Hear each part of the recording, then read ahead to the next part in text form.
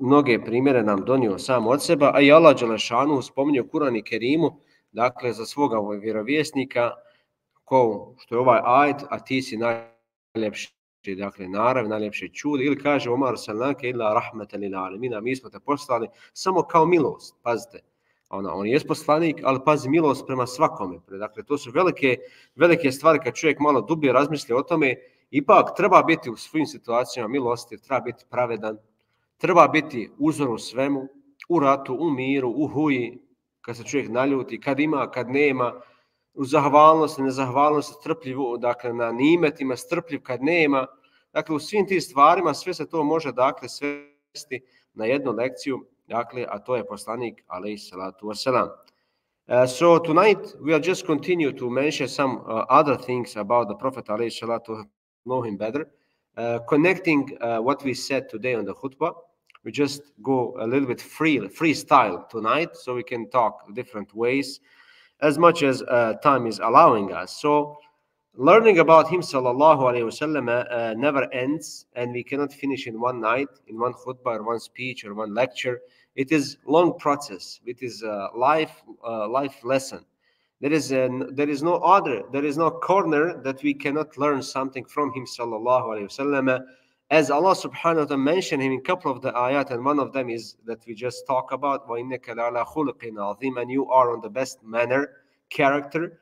And another ayah, وَمَا أَرْسَلْنَاكَ إِلَّا رَحْمَةً لِلْعَالَمِينَ, and we have sent you, O Muhammad, only as a mercy. You know, practicing mercy and being merciful in all situations is almost impossible for us. When you have and patient, when you don't have the time. So that was the Prophet ﷺ full. Number one, in this moral characters, that where we are facing so many challenges in these days, we are missing that character. We are missing criteria, how to put things together.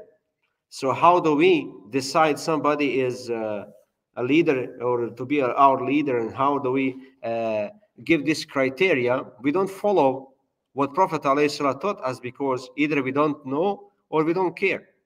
But it's most likely we don't know about him. That's why we should learn about his life, sallallahu alaihi wasallam, as much as possible, because Allah subhanahu wa ta'ala describes in the Quran Kareem, an entire Quran Kareem actually, you know, as Aisha radiallahu anha was asked about him, about his character. What was his character? She said, radiallahu anha, kana khuluquhu al-Quran. His character was Quran Kareem. He was implementing ayah, every harf in his life, in public and private. So his khuluq, his akhlaq was Quran Kareem. So what is our akhlaq? You know, so that it's big challenge in these days. What is our akhlaq? We are one akhlaq here in the mosque, another one is out on the street, the third one is in the supermarket, and the fourth one in different places. So many akhlaqs we have. So we don't behave as we should be, following the footsteps of the Prophet alayhi salatu wasalam. May Allah subhanahu wa ta'ala guide us. Dakle, u ovim svim situacijama vidimo, dakle, da poslanik alejhi salatu wasalam zaslužuje tu titulu da nosi i zaslužuje da bude najbolje, dakle, slijeđen od svih drugih. Nažalost, u našoj situaciji svi su nam nekako drugi preći, oslikavamo se sve neko nam je drugi uzor u bilo čemu, a nikako da prihvatimo pravoga uzora kojeg je Allah dželešanu spomenuo, kojeg je pohvalio i kome je Kur'an objavio. A Aisha radijallahu anha bila upitana, dakle, opiši nam poslanika u karakter. Pa je rekla, kane huluku, kaže, njegov karakter je bio Kur'an. Ako možda znaš ko je poslanik, čitaj Kur'an. To je bio poslanik, ali zato što je ga implementirao, zato što je ga prakticirao, zato što je to radio. Koga mi, dakle, slijedimo? Da li mi prakticiramo Kur'an? Da li mi radimo po Kur'anu? Dakle, trebamo se zapitati, zaista, dakle, neznanje je najveći neprijatelj čovjeku. Mnoge stvari ne poznajemo, ne znajemo i onda tumačimo mi vjeru na svoj način, ovako to treba da bude to. I onda smo spremni čak da se pobijemo, da se naljutimo, da prekinemo svaki odnos ako nas neko ne podržava ovo što mi zahtijevamo. Dakle, ne znamo ograničiti sebe, dakle, kad je u pitanju odnos neslaganja. Moguće da se ne možemo složiti, ali to ne znači da smo neprijatelji. A u nas, no, ako se ne slažemo, selam alejkum, neprijatelj, nema, gotovo. Priko oka se gleda, priko nišana. Iz kog razloga? Znači, to je u stvari, to nam pokazuje koliko mi u stvari ne poznajemo islam, dakle mi ne znamo islam puno. Dok se mi na taj način pogledali, ahlak, ponašanje, u stvari je to koje zbližava. Poslanik alejhi selatu vesselam je uvijek zbližavao. Jedan od tih primjera je, recimo, kada je ušao u Meku, kada je otvorio Meku, oslobodio Meku. Dakle, nije zaustavio čovjeka, pa čovjek znao je ko šta mu govorio, kako su ga nazivali, pjesnicima i budalovama i ne znam nija čarobnjakom i nemaš njega mađionča sa svakim imenima. Ružno govorio, on je zaustavio, ti si im govorio, to je hoder vama sada. Dakle, nije se svetio, nego svi u saboru i pitu, samo jedno pitanje. Šta vi mislite šta će ja sad s vama da uradim ovdje? Šta ćete? Pa kaže, pa ti znaš, ti si poštovan, ti si ovdje poznata, ti si iskren, ti si emin, ti si sadikul emin, ti si poznat od porodice, od Hašimija, ti si Kurejšija, ti si... Počeli ga falt, kaže, idhebu fentomu, hajte, kaže, vi ste slobodni. Pazite, jesmo mi u takvoj situaciji da tako oprostimo vrlo lako? Ma jok, man, njemu je, ima da ga sateremo, nema njemu napretka. Dakle, ne poznajemo islam dovoljno. Dakle, do tog neprijateljstva da mi poznajemo, ne bi nas to neprijateljstvo dovelo do te situacije, da jedno drugima kopamo jamu. So, as we can see from these examples of the Prophet ﷺ, which we mentioned tonight, one of them is when he conquered the Mecca. So he did not stop person by person. He knows what they used to say to him, bad about him, poetry about him. They call him kahin. They call him, the magic man or sahir. So many different names, that he is majnoon, he is insane, and so on and so on. He did not stop person by person. What you said to me, okay, come here. He did not judge them. He just called all of them. And he was asking just one simple question. What do you think I can do right now with you? What do you think? So what they said, oh, you are son of the son and honor son, and we know your family, you are Sadiqul Amin, and you are the prophet, and you... Right now they are talking to him that he is a prophet, that he is a good in character and well-known person, sincere person. He just said, go away. Forgiveness, total forgiveness. Are we able to forgive to each other? We don't see these characters among us. If we don't agree with the person, it's war. There is no peace. Impossible to be friends anywhere, or any time later on, because we look each other as enemies, because you don't support me. So these characters are showing us that we don't know about Islam much, that we follow our desires. Our Islam or our love to the Islam is our desire. It's not as should be, as the Prophet taught us. So we find much hatred inside of us than the mercy. And the Prophet ﷺ was merciful to everyone. He can do, judge these people, and he can make revenge to them and do this and that. No. It happened later on. Majority of those Meccans in 1 year accepted Islam, right? Because they saw the truth, they saw justice, they saw respect, they saw the love, and so on and so forth. We ask Allah subhanahu wa ta'ala to guide us. So the other example is when he used to sit with Prophet, with the companions radiallahu anhum,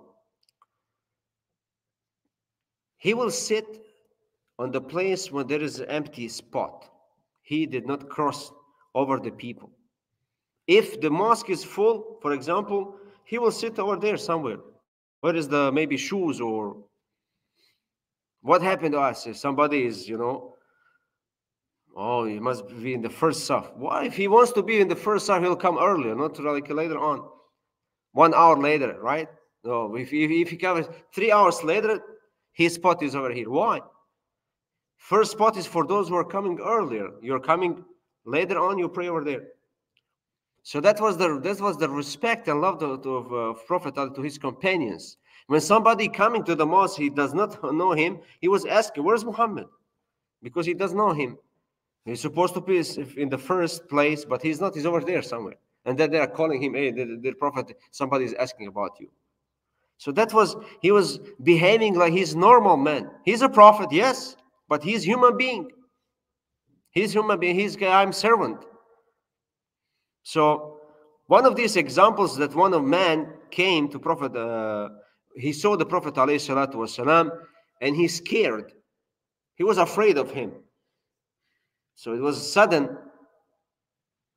and the man was afraid, and the Prophet alayhi salatu wasalam said, Tamahal. He said, easy, be careful, my dear brother. I am the son of woman who used to eat qadid.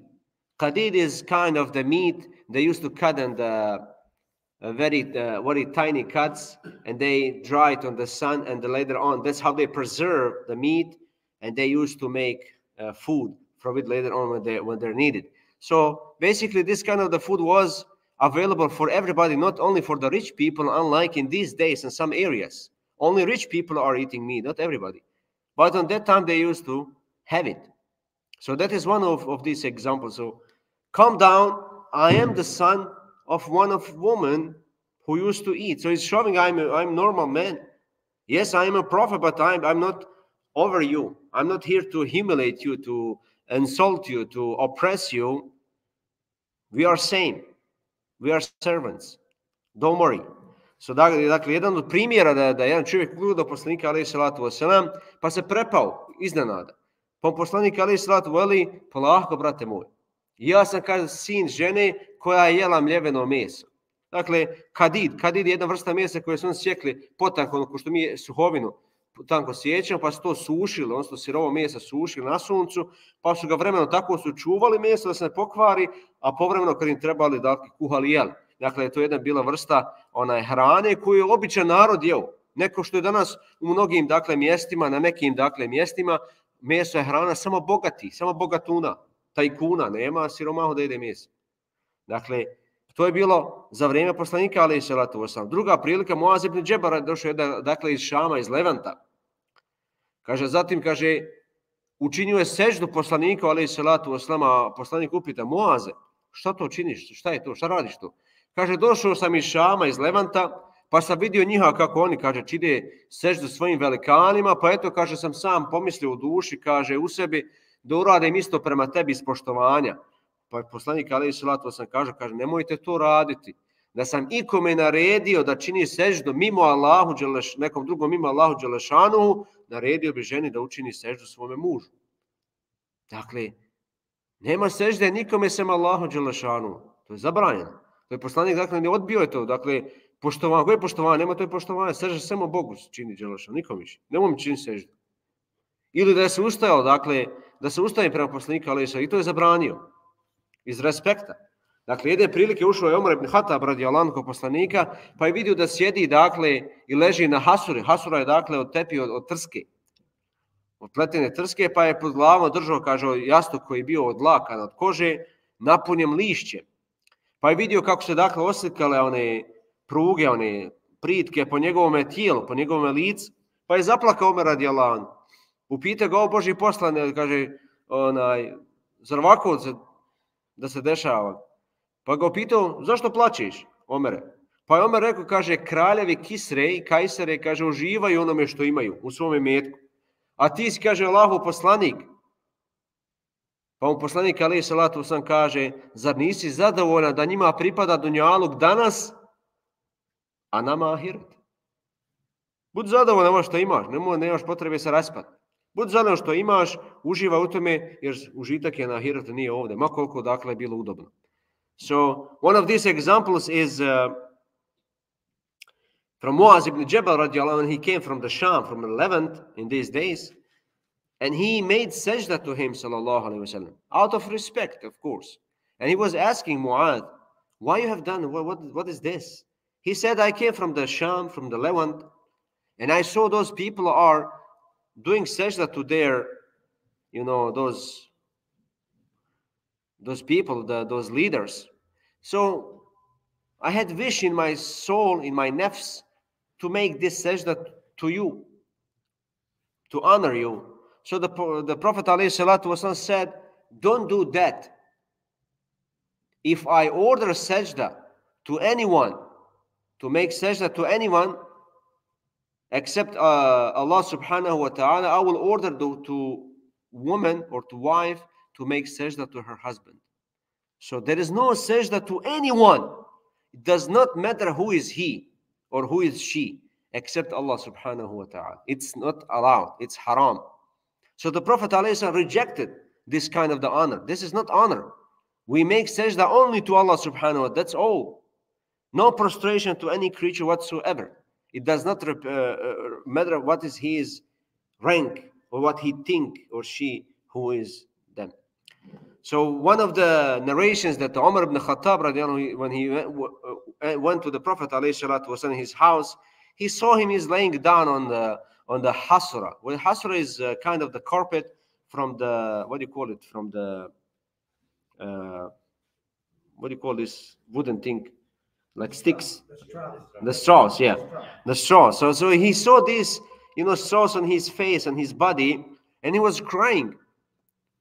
So he said, dear Prophet, what is this? You're a prophet, and those kings from the Qaisar and the Kisra, they are enjoying in what they have. So they're not sleeping like you are sleeping on these straws. So the Prophet ﷺ said, are you not satisfied? To them belongs this world, and for us akhirah. Be satisfied with what you have. Don't worry about that. You are sleeping here a couple of years and then you're done. Our enjoyment will be only hereafter. Here is no enjoyment whatsoever. It does not matter if it's gold. Everything, you sleep in the gold, you have to leave it one day.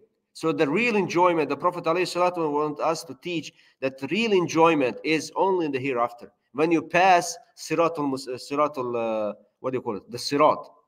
Well, Sirat is the bridge between hell and heaven, right? So the only when you pass that bridge, you will be enjoying. Otherwise, there is no enjoyment over here. We may think that we are enjoying if you have a house, if you have a car, if you have this and we possess this and that, we are enjoying. We are not enjoying. We are on test. Allah subhanahu wa ta'ala putting you a test. Akfur am ashkur, as Sulaiman was teaching us in all. He was king and he was a prophet, right? And he said, when all blessings are shown in front of him, he said, Allah wants to see me. Am I going to be grateful to him or ungrateful? It's up to us. You think you are enjoying. Are you grateful to Allah subhanahu wa ta'ala, or you're forgetting? So, to them is this world and to us is akhirah. U drugom rivajetu spominje, dakle, da je podigao sam, kaže, pogled, Omer kaže, u njegovoj kući nisam ništa našao nešto zanimljivo što mi se oči zalijepila za njih. Pa sam rekao, moli Allaha dželešanu za svoj ummet, jer je, dakle, Faris, Perzijanci, dakle, i Rimljani, kaže, oni uživaju i dato im je, kaže, od dunjaluka, a ne obožavaju Allaha dželešanu. Pa je poslanik alejhi selatu vesselam, dakle, bio naslonjen, pa je rekao, zar ti sumnjaš, o Ibn Hatabe, zar ti sumnjaš, o sine Hatabov, to su, kaže, to su ljudi, narod kome je ubrzata dobrota dunjaluka na ovome životu. Nemoj se sekirati za to. Samo ubrzano, dakle, evo vam dobrota, uživajte. Dakle, to je jedna vrsta zablude. Da nas Allah dželešanu sačuva, da nas uputi na pravi put. Amin.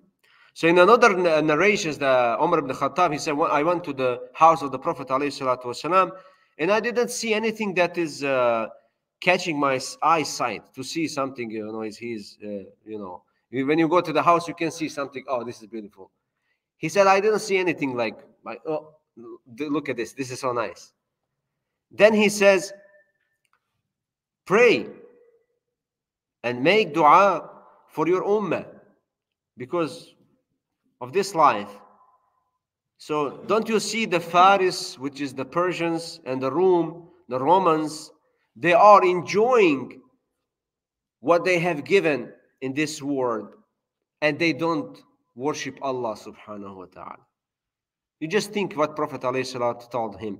He said, are you in doubt, O son of Khattab? You don't believe me? You have a doubt? Those are people, ummah, nation, that Allah subhanahu wa ta'ala gave them right now immediate goodness of this world. That's all. But what is after? It's much better. So you don't have to worry about that. So all these are a couple of the examples to see the Prophet ﷺ, because sometimes when we see somebody is living better than us, there is inside of us is I wish like that. So instead to say and to recite dua, because we are missing the sunnah of the Prophet ﷺ to recite dua. When you see somebody less in fortune than you, there is a dua as well. So to stay on right path. If we don't know these things, we may, go forth and back. And that's what's happening between us here. So the character or the moral is number one. By character, by the akhlaq, we can reach the levels that we cannot reach with our prayers, with our fasting, with our hajj, with our sadaqat, with our zakat. We can't. But akhlaq will raise us up. That's what the Prophet said. And the closest people to Prophet ﷺ on the day of judgment will be those who have best akhlaq, the character. Not those who have more prayers, more zakat, and I am giving zakat, but you give for Allah, you give to me. I give zakat, but I want to control what, man? You're giving to Allah, you're not giving to me, you're not giving to us to control, to do this and that. No, you're giving, this is between ibadat. That's what we misunderstood. Any kind of the ibadah is between you and Allah. We don't have to do anything with that. Our prayer that we pray right now, Salatul Aisha, it's between us and Allah. That's it. Who has benefit? It's you, not me. Right? Every one of us. So whatever we give, zakat, we go to Hajj. Your Hajj, not me, right? That's your reward, not mine. So akhlaq is important for us. He said, those are closest to me will be those who are best akhlaq. Not those more hajj, more prayer, more zakat. No. Akhlaq, character, good character.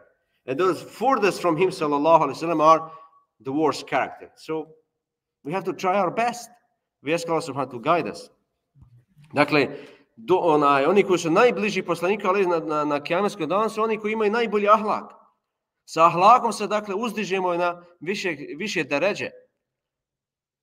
Dakle, nije poslanik, ali su najbliži su meni oni koji imaju najviše namaza, koji su najviše dali zekijata, koji su najviše dali sadake, koji su najviše postili, koji su najviše išli na hađ. Što koga briga za tim? Ti si obavio hađ, ti si hađija, to je tvoje. Ti imaš za to nagradu. Postio si, to je tvoje. Klanio si, to je tvoje. Dao zekat, sadaku, to je tvoje, ali ne možeš kontrolisati ljude. Ne možeš tamaniti ljude, ko sam ja sam dao, moram ja. Šta moraš ti? Ti si dao Bogu, nisi dao meni. Nisi dao ljudima. Šta koga briga za tvojim što si ti dao? Je li tako? Dakle, ibadet, mi ne razumijemo šta je ibadet. Ibadet između tebe i Boga. To je odnos između abda, dakle roba i rabba, gospodara. Sve što uradiš, to je za tebe. Nisi ti uradio nekome. To ćeš ti naći. Sad smo klanjali jaciju, to je tvoje. Ti si klanjao tu. Ti imaš za to sevap. Ostali možda neće imati sevapa, možda ti imaš. Dakle, ne mora znaš da mi ga, dakle, poslanik kaže, najbliži meni su oni na kijametskom danu koji najbolje ahlaka, dakle, najbolje ahlaka, najboljeg ponašanja. Ti su najbliži, najdalje su oni, kaže, koji imaju najgori ahlak. Što dalje od mene? Jer smo daleko od sunneta poslanika, alejhi selatu vesselam. Dakle, moramo se malo popraviti, da nam malo dželešan bude na pomoći, da nas spasi i molim Allah dželešan da podari svima vama meni lijepi džennet. Amin, ja rabbil alamin. Selam alejkum, idem sutra. Next year, inshallah, see you. Inshallah.